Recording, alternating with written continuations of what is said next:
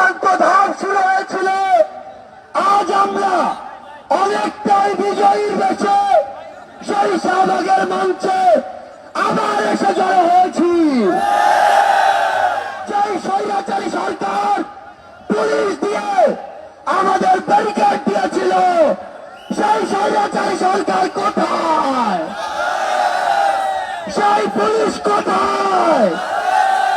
আমরা স্পষ্ট করে বলে দিতে চাই, বাংলাদেশের ছাত্র জনতাকে ব্যারিকেড দিয়ে আটকে দেওয়া সম্ভব নয়।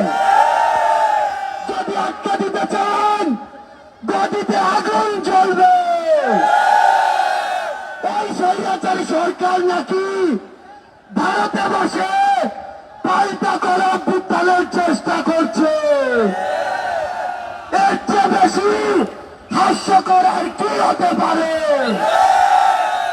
আমরা স্পষ্ট করে বলে দিতে চাই, যদি যেখান থেকেই হোক পাল্টা করে অভ্যুত্থানের চেষ্টা করে থাকেন, তাহলে আপনাদের গায়ে বারে জানাজা পড়ার লোক খুঁজে পাবেন না। আমরা যখন রক্ত দিতে শিখেছি, তখন আপনাদের মতো ফ্যাসিস্টরা আমাদের লোক পর্যন্ত স্পর্শ করতে পারবে না। আমরা বলে দিচ্ছি, লক্ষ মানুষের সমাগম দেখেছেন, এরপরে যদি আমাদের দিকে চোখ তুলে তাকানোর সাহস করেন, কোটি মানুষের সমাগমে পিষে ফেলব।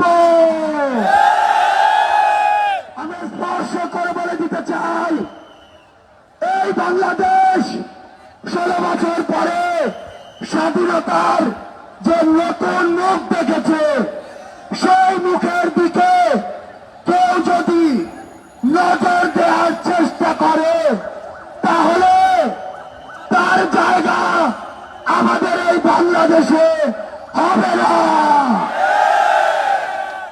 আমরা একটি কথা আপনাদের স্পষ্ট করে বলে দেই, ওই যে শয়তানরা, ওই যে কুচক্রীরা, তাদের যারা দোষর, তারা কিন্তু একদিনের অভ্যুত্থানে এই দেশ ছেড়ে চলে যায়নি।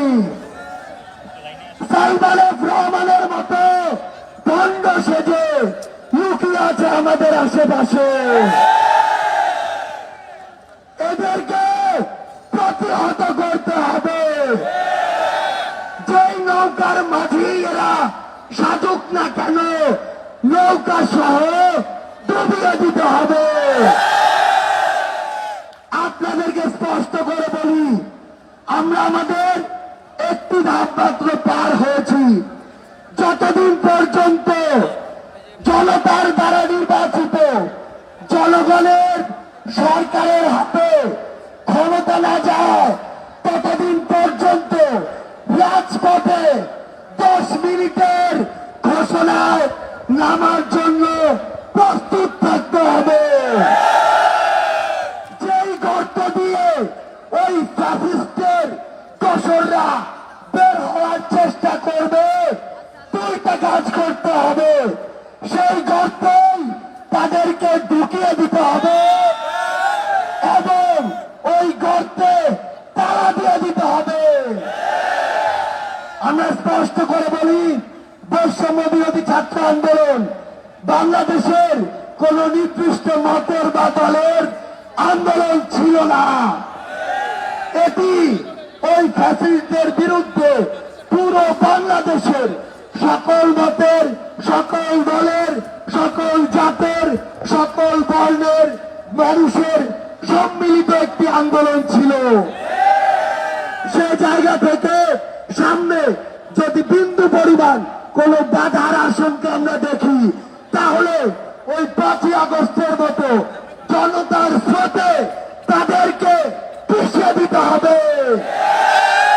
সবার সাথে এই রাজপথে যে কোনো সংকটে, যে কোনো সংগ্রামে আবার দেখা হবে। সেই পর্যন্ত আমাদের এই সংগ্রাম, আমাদের এই লড়াই জারি থাকুক।